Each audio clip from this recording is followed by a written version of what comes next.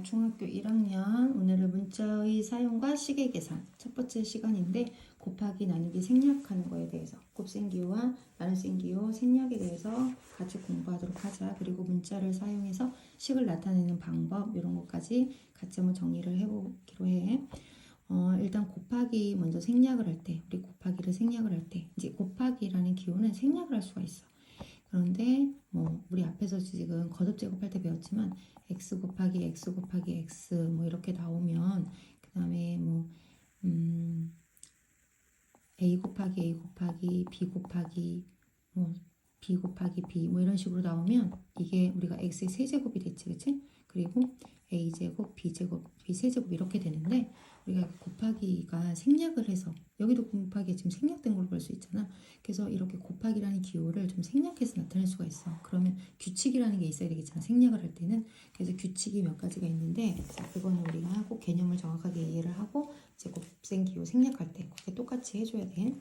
첫 번째는 뭐냐면 우리가 수학이잖아, 그치? 그래서 숫자와 문자가 섞여 있어. 이렇게 문자로만 돼 있는 것도 있지만 숫자와 문자가 섞여 있는 식이 있어.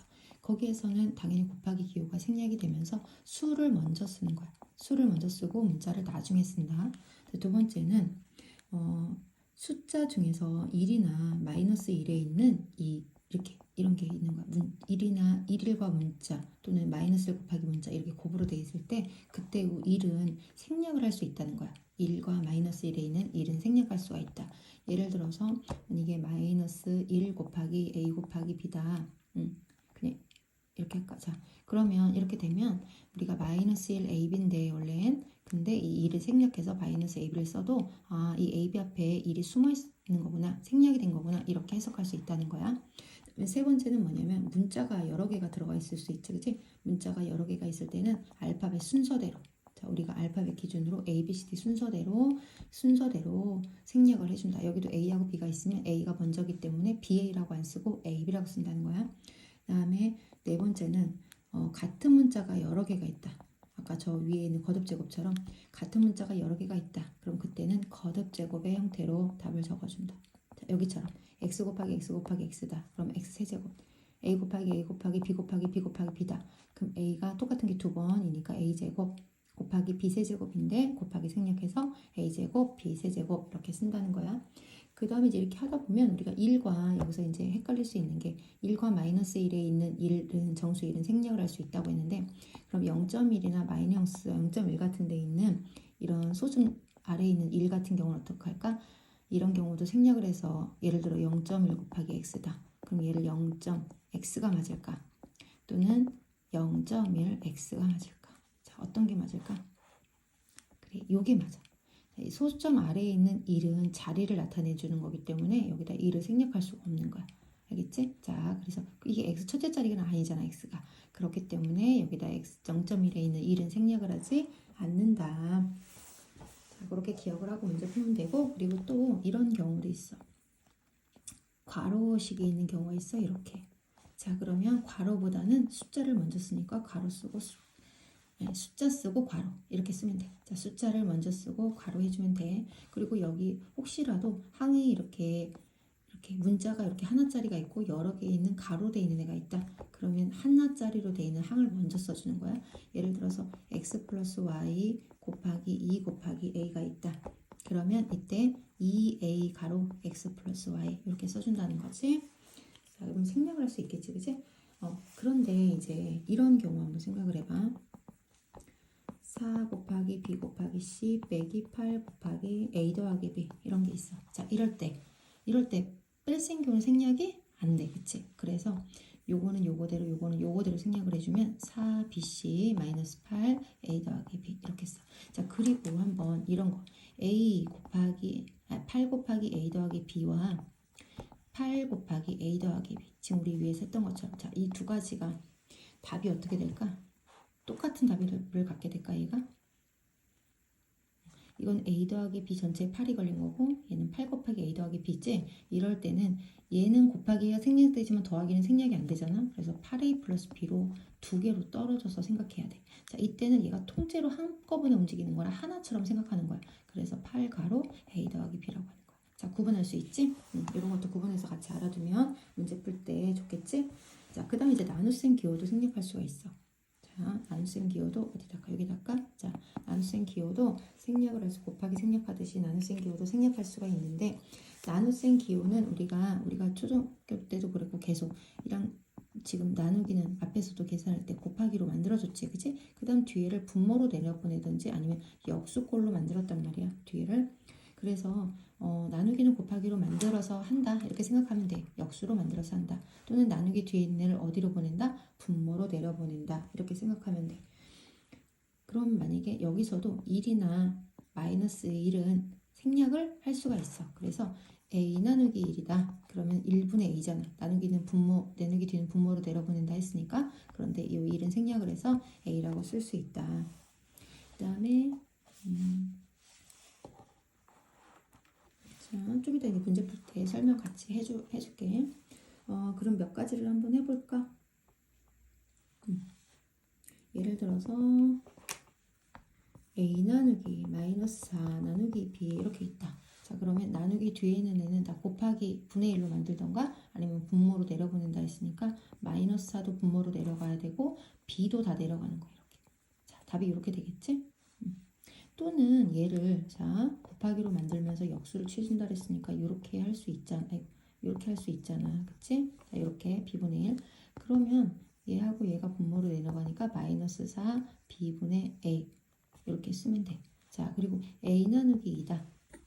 자, a 나누기 2는 a 곱하기 2분의 1로 생각하면 되잖아. 그치? 그러면 2분의 1 a라고 써도 괜찮고 또 나누기 뒤에 있는 애가 분모로 내려간다 생각하면 2분의 a라고 써도 괜찮은 거야. 그래서 얘하고 얘는 똑같은 거야. 얘를 2를 생략해서 위로 써주면 요게 되는 거지. 그치? 그래서 우리가 여기 a 앞에 2분의 1이구나 라고 생각해주면 돼. 그러면 또 하나만 더 해볼까?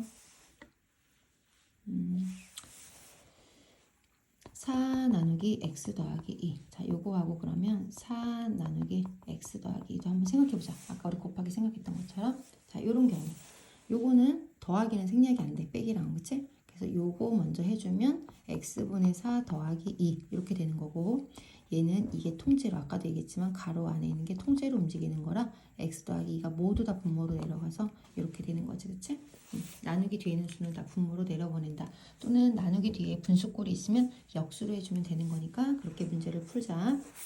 그리고 이제 문자를 사용한 식. 문자를 사용한 식은 우리가 초등학교 때도 문제를 할 때 좀 많이 경험했던 건데 우리 뭐 거스름돈 구하고 뭐 이런 거 있잖아. 뭐 물건 사고 가격 계산하는 거 뭐 이런 것들 우리 많이 했었지. 그걸 문자를 사용한 식으로 할 수 있다는 거야. 예를 들어서 만약에 이런 거 한 개에 100원 하는 사탕 4개 사면 얼마야? 400원이지. 그치? 100 곱하기 4. 그런데 만약에 한 개에 100원 하는 사탕 X개를 쌤이 샀다. 그때 지불해야 되는 돈을 X가 들어간 식으로 나타내시오. 그럼 100원짜리 X기면 아까 곱한다 그랬잖아. 그치? 그래서 100 곱하기 X인데 우리 지금 곱하기 생략하는 거 배웠으니까 100X 이렇게 답을 쓰면 되는 거야. 그리고 이제 문자를 사용한 식에서는 공식 같은 것들이 많이 나와. 그래서 공식 같은 것도 같이 알아두면 되고 그 다음에 거스름돈은 지금 얘기한 것처럼 물건값을 전체된 돈에서 물건값을 뺀 나머지로 하니까 빼기를 해주면 돼. 그치? 거스름돈 굳이 뭐 쓸 필요는 없지만 거스름돈은 내가 지불한 돈 가지고 있는 지불한 돈에서 물건값을 빼주면 되겠지. 그치? 자, 그렇게 하면 되고 그 다음에 이제 이런 거. 자, 요건 좀 알아둬야 돼. 두 자연수, 두 자리 자연수, 두 자리 자연수. 자, 두 자리인데요. 다시. 두 자리 자연수. 두 자리 자연수라는 거는 10의 자리, 1의 자리 이렇게 돼 있다는 거죠. 이제 10의 자리, 1의 자리로 돼 있다는 거 몇십 몇 이런 거잖아. 그럼 두 자리 자연수는 어떻게 표현하냐면 예를 들어 53이다. 그럼 5 더하기 3이라고 쓰면 되는데 안 되지. 그치? 그럼 얘는 50 더하기 3이야. 그치? 근데 50 더하기 3인데 5라는 숫자는 10의 자리의 숫자야. 그치? 10의 자리 숫자. 10의 자리 숫자 5, 1의 자리 숫자 3 이런 거 봤지? 자, 그럼 10의 자리 숫자 5는 10의 자리 숫자 5, 1의 자리 숫자 3 또는 10의 자리 숫자 5, 1의 자리 숫자 3 합하면 53이 되겠지, 그치? 그래서 두 자리 자연수를 나타내는 방법은 10의 자리를 예를 들어 자 10의 자리 수를 x라고 하고 1의 자리 수를 y라고 한다. 그럴 때 10의 자리 숫자는 10을 곱한다고 했잖아. 숫자로 알려준 거는 자 그래서 10x 1의 자리는 1 곱하기 y니까 그냥 y라고 쓰면 돼. 자, 만약에 100의 세 자리 자연수다. 그럼 세 자리 자연수는 어떻게 될까? 세 자리 자연수는 세 자리가 되는 거지, 그치? 그러면 100의 자리는 100을 곱하고 10의 자리는 10을 곱하고 1의 자리 숫자는 1을 곱해주면 100x 자 예를 들어 10의 자리가 x 100의 자리가 x 10의 자리가 y 1의 자리가 z다. 그랬을 때 100x 더하기 10y 플러스 1z니까 z 이렇게 쓰면 된다는 거야. 그 다음에 이제 또 가장 많이 나오는 게 거리 속력 시간. 자 거리 속력 시간 걔는 자, 이렇게 동그라미를 그려서 거리 속력 시간 거속시 이렇게 써놓은 다음에 거리는 속력 곱하기 시간 이렇게 그 다음에 속력은 이렇게 분수로 말하는 거니까 시간분의 거리 그 다음에 시간은 속력분의 거리 자 이렇게 세 개의 공식을 요 안에 다 거속시를 써놓고 찾으면 돼. 그래서 이제 문제를 풀 때 만약에 거속시 문제 하나만 해볼까?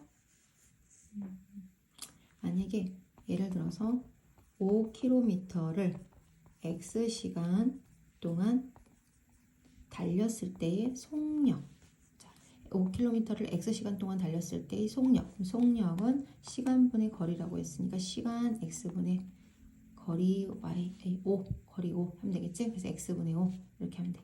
다시 속력을 구하랬으니까 속력은 시간분의 거리인데 시간은 x 거리는 5 그래서 시간분의 거리니까 x분의 5 이렇게 답을 쓰면 된다는 거야.